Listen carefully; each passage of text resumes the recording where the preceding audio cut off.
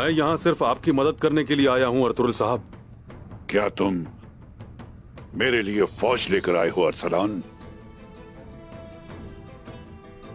गेहातू को रोकने आया हूँ मैं यहाँ। गेहातू को सिर्फ मेरे बेटे रोक सकते हैं अरसलान।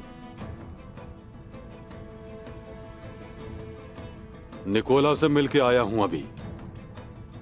गेहातू के हवाले से खबरदार किया है उसे कि उसकी पेशकदमी का फायदा उठाते हुए आपके कलों पर नजर न रखे, वरना बुरा होगा। उस सालिम ने मेरे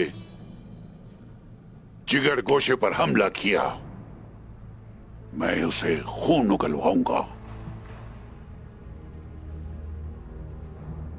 कुंदूज और उसके सिपाहियों के खून के बदले बहुत सी जानें जाया होंगी।